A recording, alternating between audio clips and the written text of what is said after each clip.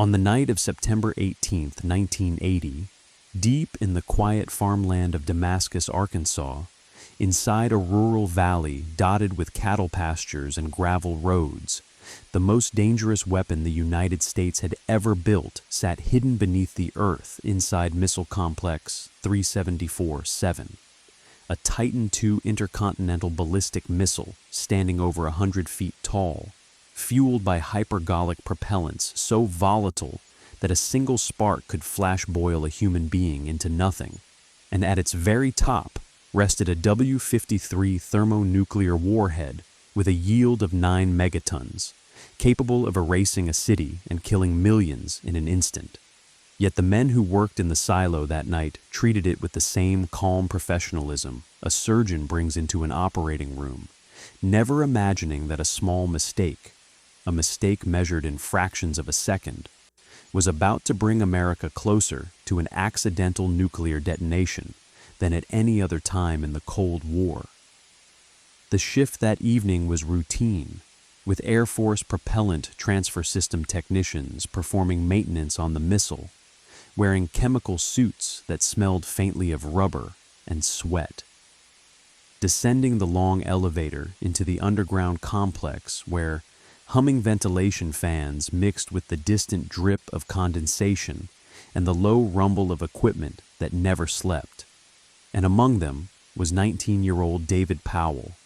a disciplined and soft-spoken airman who had been assigned to check the pressure inside the missile's oxidizer tank, a simple procedure requiring nothing more than attaching a gauge to a fitting near the base of the missile's second stage,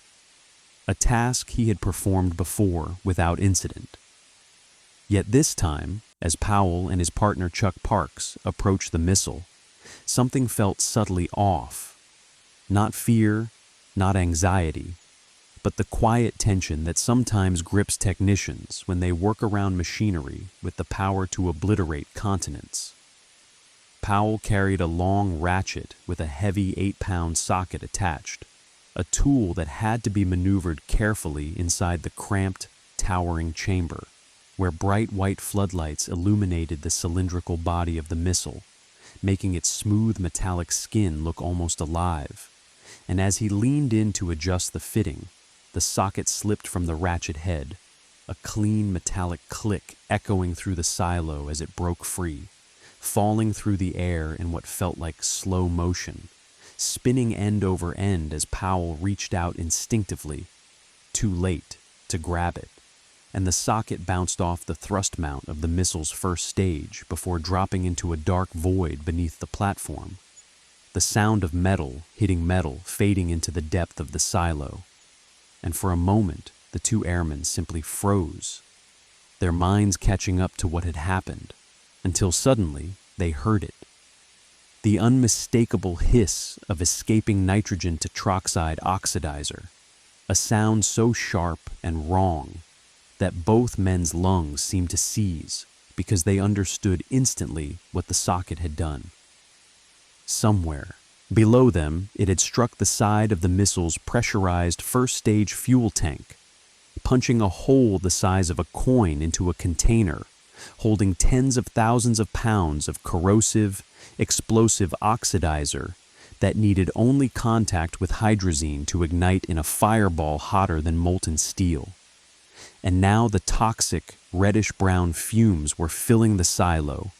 a silent, invisible killer that could render a person unconscious in seconds and dissolve lung tissue on contact.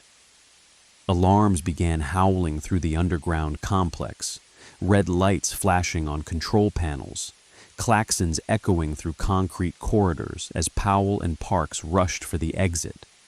their heavy chemical suits slowing them down while the oxidizer mist curled behind them like a ghost. Above ground, the launch control center exploded into motion as the missile combat crew scrambled to seal blast doors and shut off ventilation systems to hold the fumes inside the silo, not to protect the missile, but to protect the towns nearby from a lethal plume that could drift across the valley if released. And as the first firefighters and security forces arrived, emergency command took over, ordering all personnel to evacuate the complex immediately, while calling higher headquarters to notify them that the Titan II, the backbone of America's nuclear deterrent, was leaking fuel in a way no one had ever seen before. But a leak in a Titan II was not like a leak in any normal machine, because the Titan II used a fully fueled constant readiness posture, meaning the missile always sat filled with propellant, never drained, never safe, always a potential catastrophe waiting for the slightest mechanical insult. And now that insult had happened in the worst possible way, leaving the officials who arrived on scene struggling to decide what to do next, because the tech order manuals offered no instructions for repairing a missile that was actively disintegrating from the inside. And any spark, any static discharge, any slip, any wrong move could ignite the fuel and trigger an explosion powerful enough to kill everyone within miles and propel the 9-megaton Warhead God knows where. As emergency teams debated whether to send a quick reaction force back inside to inspect the missile, fuel levels continued falling inside the tank, and as pressure dropped, the oxidizer began boiling, producing more vapor, creating an expanding cloud inside the silo that pressed upward like a living thing, forcing the ventilation system to strain against its mechanical limits. And engineers warned that if the cloud reached a certain concentration, the entire silo could flash into an oxidizer-fueled inferno that would detonate the missile regardless of whether fuel and oxidizer physically touched. During these frantic minutes, senior commanders scrambled to call Washington, trying to explain that a nuclear missile in Arkansas, the heartland of America, was in danger of exploding from a maintenance accident. And if it did, the United States might face a national panic, unlike anything since the Cuban Missile Crisis, because even though the W-53 Warhead was designed not to detonate accidentally, no one truly knew how it would behave if blasted into the air atop a column of exploding fuel. No one knew where its plutonium core might scatter. No one knew whether Soviet early warning systems might misinterpret the explosion as a launch. And in those chaotic moments, the commanders at Damascus understood they were facing not just a tactical emergency, but a strategic one. A crisis that could ripple across the Cold War if handled poorly. Meanwhile, inside the missile complex, unseen by anyone, the Titan II continued dying, the hole punched by the falling socket widening under the pressure difference as fuel flooded out in sheets, collecting into shimmering pools across the lowest platform, while oxidizer vapor climbed upward, reaching levels sensors could barely read, and the missile, a towering machine symbolic of Cold War strength, began leaning slightly as the structural pressure that held its skin rigid collapsed, causing internal supports to groan softly like an old ship settling under its own weight. And though almost no one realized it yet, the Titan II at Damascus was now a massive bomb waiting only for the chemistry of disaster to align. Above ground, the scene had transformed into a chaotic ballet of flashing blue lights, shouting commanders and technicians scrambling to interpret data that was becoming less reliable by the minute as sensors inside the silo began failing one after another, overwhelmed by heat, corrosion, and fumes that no Cold War engineer designing the Titan II launch complex had ever imagined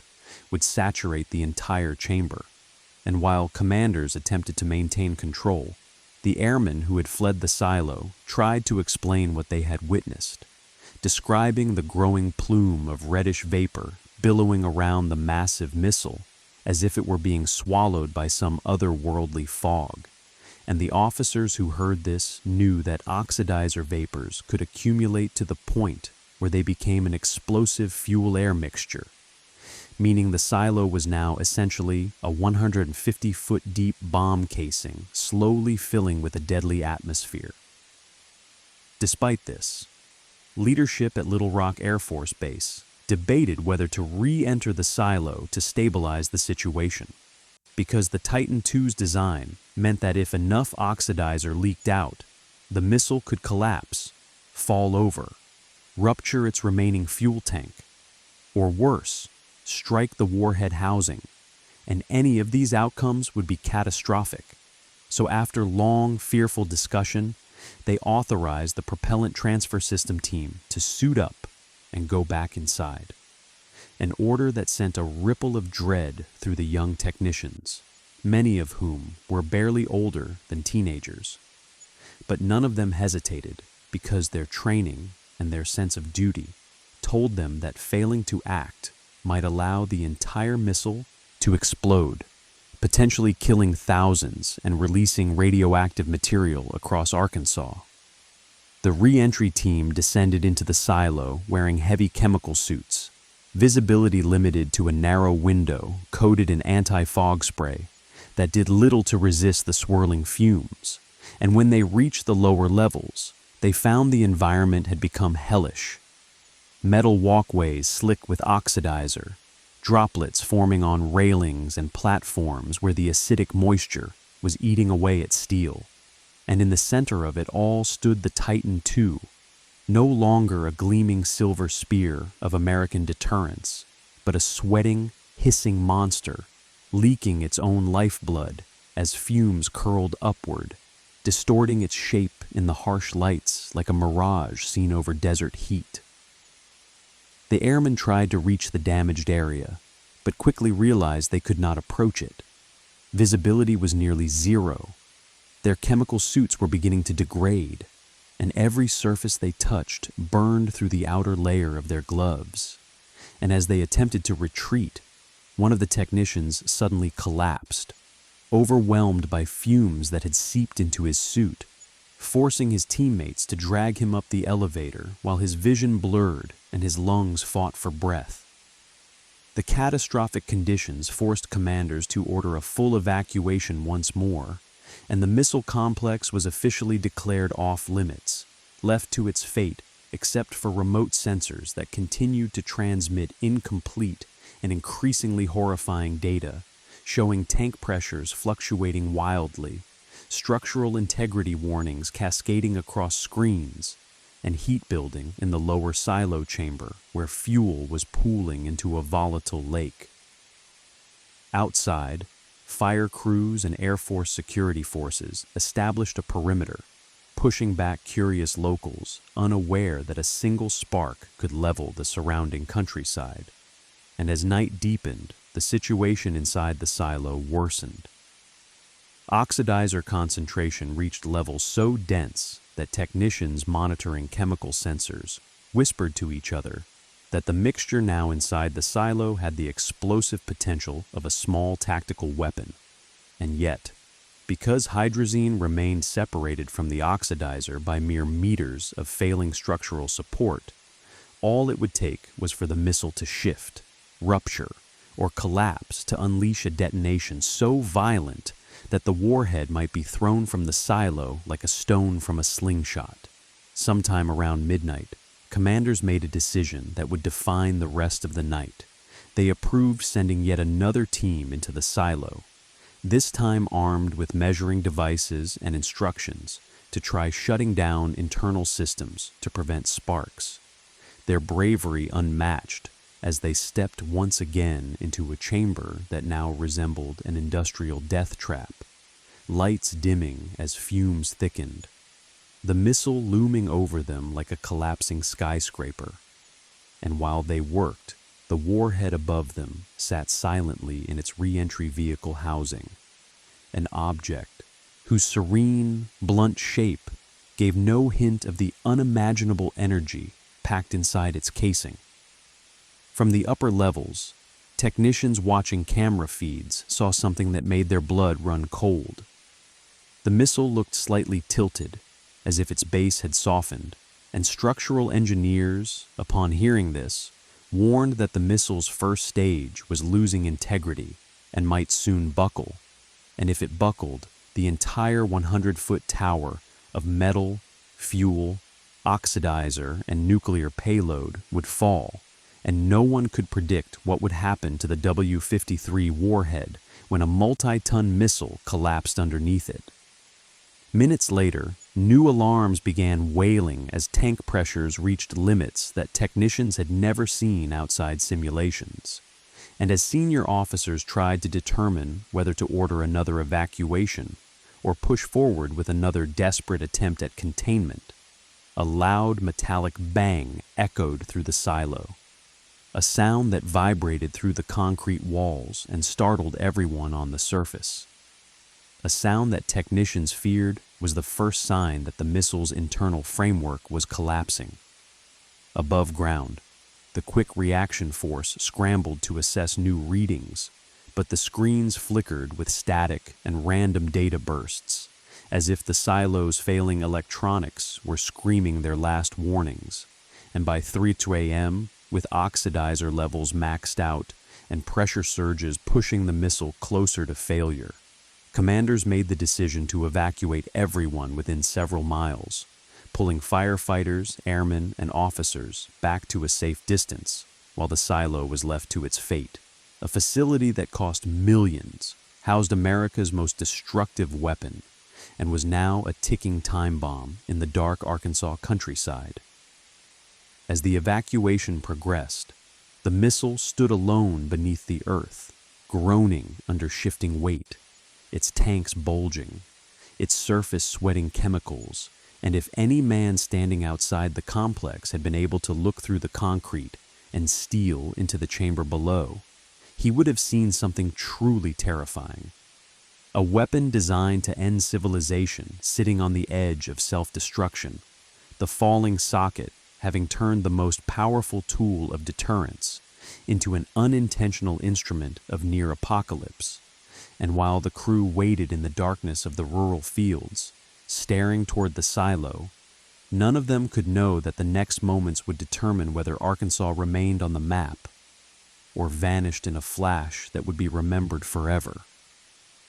By the time the clock crept past 3:30 a.m., the Titan II silo had become something no engineer had ever intended. A sealed pressure vessel filled with unstable propellants, toxic oxidizer vapor,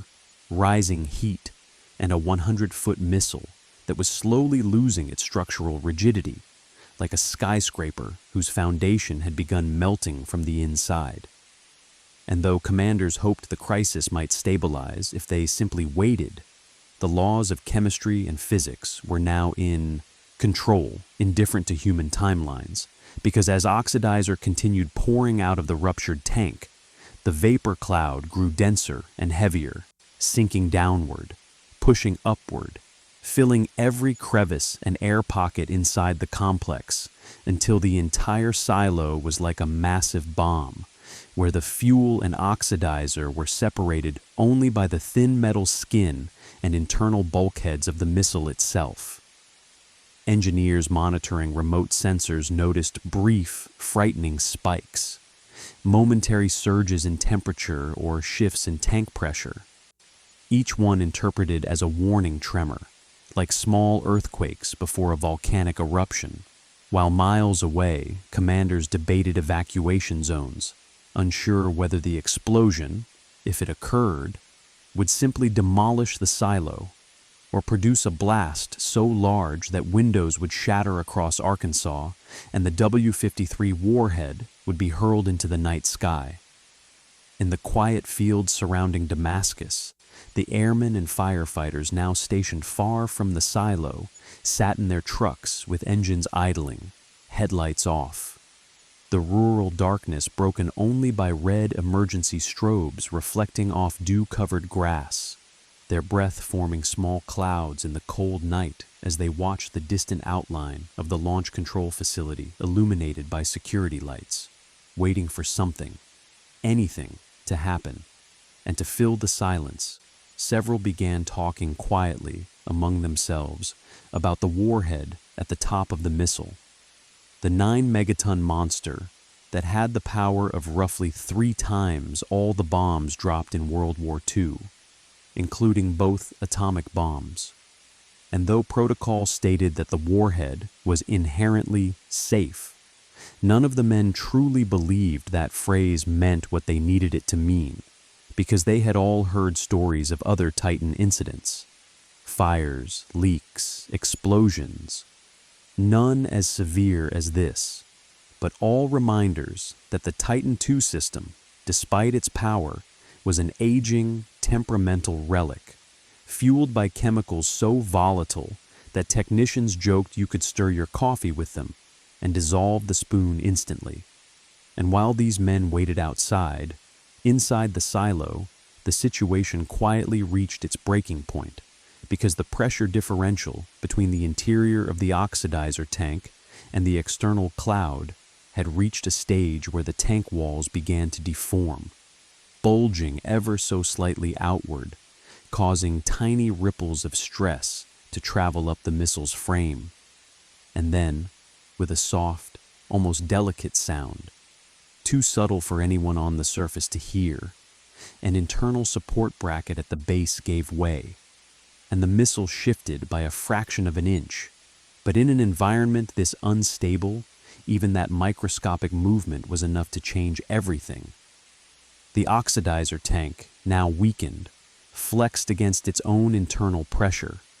the hole widening, lifting, twisting, until suddenly the tank ruptured completely, splitting open with explosive force that transformed the entire lower chamber of the silo into a pressurized hurricane of toxic gas and shrapnel, and the oxidizer vapor ignited instantly upon contact with the smallest trace of fuel residue on the metal floors, unleashing a fireball that raced upward through the silo with the speed and violence of an industrial-grade blowtorch, vaporizing railings, melting sensors, turning stairwells into rivers of molten steel as it traveled upward toward the fueled first stage, which itself was now collapsing inward. On the surface, the explosion struck with the force of a tectonic event, the ground heaving under the blast as a pillar of debris, chemicals, and burning metal erupted from the silo, blowing the 740-ton launch duct closure door, a slab of steel and concrete the size of a two-story house, high into the air as if it were made of paper, launching it hundreds of feet away where it smashed into the earth, carving a crater. The fireball illuminated the night sky like a sunrise over Damascus, turning the emergency crew's faces stark white as they watched the inferno bloom upward in total disbelief. And before anyone could react, the missile itself, now in pieces, detonated in a chain reaction of collapsing fuel tanks, ignited oxidizer, and structural fragmentation, sending debris shooting skyward in a roar that rolled across the Arkansas hills like thunder. But the most unimaginable part was still to come. The W-53 nuclear warhead, freed from its crushed re-entry vehicle by the explosion, was launched from the silo like a projectile fired from a cannon, propelled hundreds of feet into the air above the complex before arcing downward and crashing into a ditch near a drainage culvert, its metal casing dented and blackened, covered in mud and smoke, yet miraculously intact and, most importantly, not detonated. Emergency crews at first had no idea the warhead had landed outside the silo, and some thought the explosion had vaporized it entirely. But within minutes, as the smoke cleared and the air filled with the acrid stench of burning fuel and chemical propellants, firefighters approached the cratered remains of the silo and saw something impossible. There, lying in the grass like a discarded steel cylinder, was the 9-megaton warhead, the most powerful nuclear explosive in the U.S. arsenal, thrown clear of a disaster that could have rendered the surrounding counties uninhabitable and triggered a global political crisis, yet now lying quietly in the night as if asleep. And for the firefighters who approached it in their heavy suits, hearts pounding, Geiger counters silent, the realization hit them with overwhelming clarity. one of the most destructive devices ever invented, had been hurled through a chemical explosion and a missile's death throes. And still it had not detonated. Still it had not released radiation. Still it had not ignited a war. And in that moment, relief, disbelief, and horror blended together because they knew they had witnessed something few people would ever understand. How close. The world had come to losing control of its own nuclear weapons. In the immediate aftermath of the explosion, the night around the Damascus launch complex was surreal. A toxic sunrise burning across the fields as chemical smoke drifted low to the ground. Fire crews shouting updates through static-filled radios. The earth still trembling from the blast. And the silo that once held a weapon designed to cross oceans now reduced to a steaming crater of twisted steel and molten debris. While above it all, the Warhead lay half-buried in damp soil, its forward casing dented, its internal safing mechanisms miraculously untriggered, a silent testament to the razor-thin line between catastrophe and survival. But even as firefighters and security teams scrambled in shock, a new crisis broke across the scene because not everyone had survived the explosion. At the moment of detonation, the propellant transfer system sergeant, Jeff Kennedy, had been standing near the silo's surface-level access platform, fighting through fumes to verify pressure readings, and the explosion tore him off his feet, sending him crashing against equipment and burying him under debris. And though he miraculously lived, his injuries were severe, while another airman, Senior Airman David Livingston, who had heroically re-entered the silo earlier in the night to try to stabilize the missile, was killed instantly by the blast. His body thrown into the air and later found nearly 200 feet away. The violence of the explosion, a tragic reminder of the danger he had knowingly walked toward.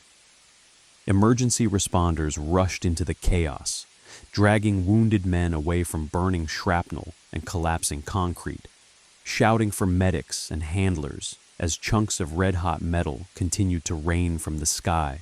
some pieces sizzling as they hit puddles of oxidizer-stained water. Commanders established a triage line further down the access road, taking cover behind fire engines as they prepared for the possibility, however remote, that a secondary explosion could occur if pockets of residual fuel ignited, or if the warhead's internal detonators had been compromised. And though engineers assured them the warhead was not armed, the sheer magnitude of the blast and the warhead's damaged condition created a fear none of them would admit aloud. That this 9-megaton weapon, designed to unleash the heat of a miniature sun, might still carry unknown mechanical vulnerabilities when subjected to forces never anticipated by its designers. As dawn approached, the smell of scorched earth mingled with metallic vapor, and senior Air Force officials arrived on scene, their faces tight with concern as they surveyed the devastation. Twisted scaffolding jutting from the crater, broken ventilation ducts scattered across the field. The massive launch door thrown clear of its track like a discarded toy, and they immediately ordered the area sealed from public access, the press banned from approaching, and all personnel instructed not to discuss the event beyond prepared statements, because in the polarized political climate of 1980, with nuclear tensions already inflamed by Soviet actions in Afghanistan and an American presidential election underway, the revelation that a nuclear missile had nearly detonated inside the United States was considered too volatile for public consumption. Meanwhile, hazmat teams approached the warhead with instruments raised, cautiously testing for leaks, radiation, or chemical instability.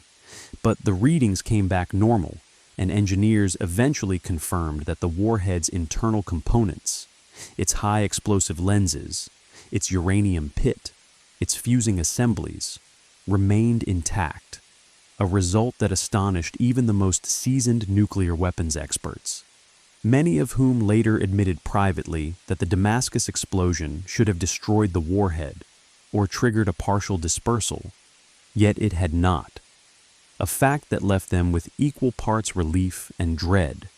because if a 9-megaton device could survive such a catastrophic blast unharmed, what did that say about the resilience or the fragility of the U.S. nuclear arsenal? While recovery crews worked through the morning,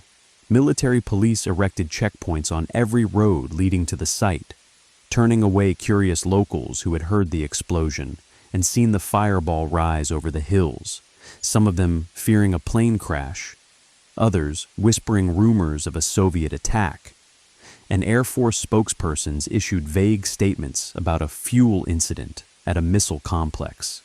never acknowledging the presence of the nuclear warhead that lay so plainly in the dirt, guarded by armed security teams with orders to authorize deadly force if anyone approached, because the nation had no script for this sort of accident, no playbook for explaining that a toolbox mishap had nearly led to nuclear contamination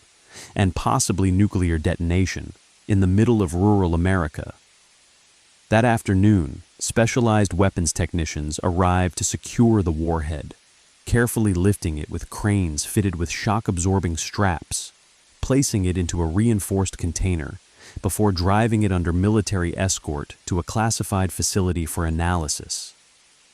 While behind them, bulldozers began pushing the remaining wreckage of the Titan II into growing heaps of twisted piping, melted steel, and scorched concrete,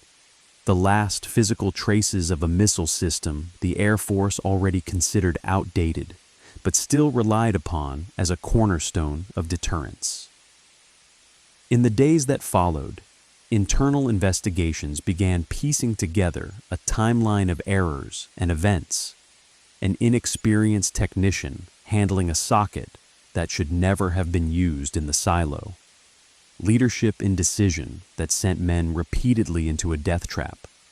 structural vulnerabilities in the Titan II design that transformed a small puncture into a cascading failure. And as these reports circulated quietly through Air Force channels, many officers realized the uncomfortable truth that the Titan II system, once seen as a technological marvel, had become a liability,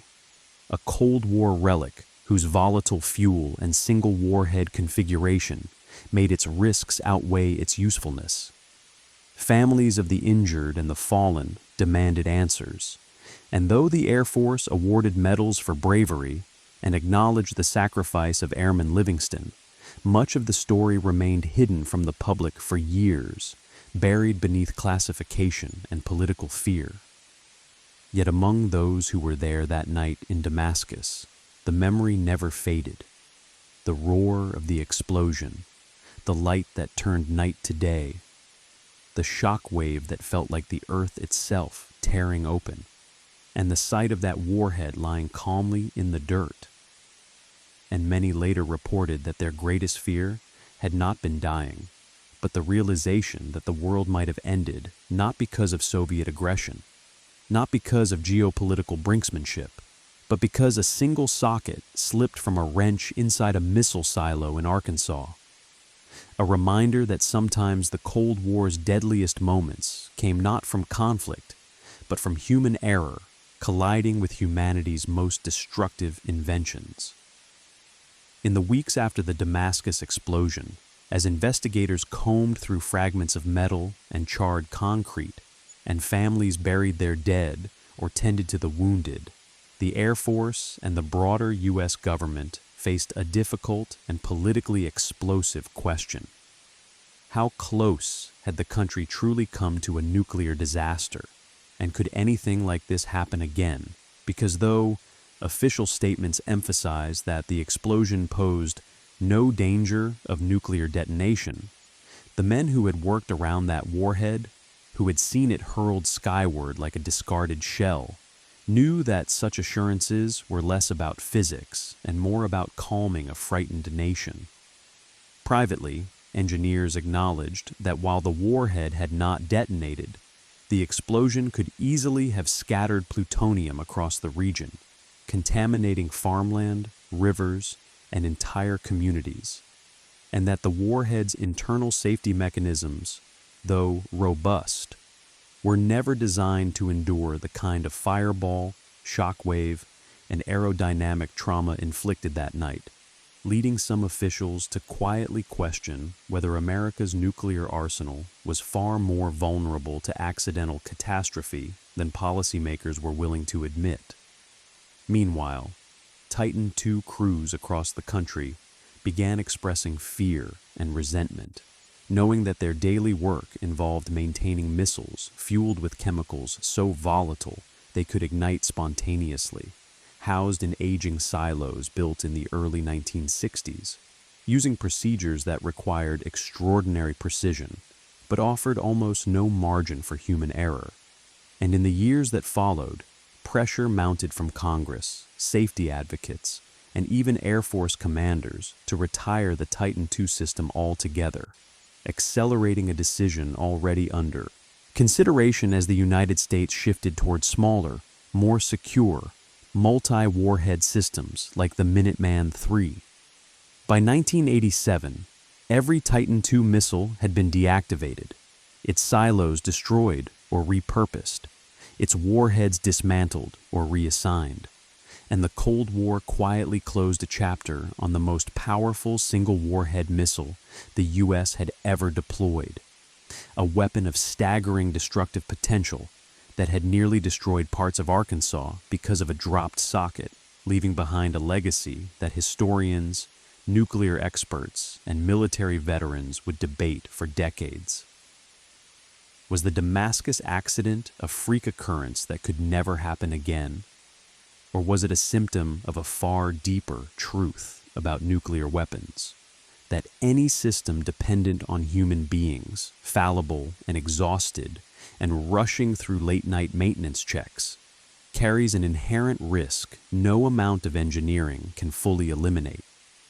As for the men who lived through it, their lives were permanently altered, some by injury, some by survivors' guilt, and others by the realization that what they witnessed that night was a secret apocalypse narrowly avoided, a catastrophe that would have rewritten history and scarred the nation. And though they returned to their bases, their families, and their routines, none of them ever forgot the sound of the explosion, the blinding fireball, the shockwave that knocked them off their feet, or the sight of a 9-megaton warhead lying calmly in the dirt at dawn, a sight so unreal that many later described it as a dream or a nightmare from which the world was fortunate to wake. Over time, the Damascus incident became a symbol, not just of the fragility of the Cold War's nuclear architecture, but of the terrifying proximity of human civilization to unintended destruction. Because the lesson of Damascus was not that a warhead didn't detonate, but that it could have. That a random mundane slip in a rural silo had nearly sparked a disaster that would have echoed around the world. And in that truth lies the haunting legacy of Titan II Complex 3747. A reminder that the Cold War's most dangerous moments were often invisible, hidden underground, forgotten by history, but never forgotten by the men who stood on the edge of annihilation and somehow walked back into the light.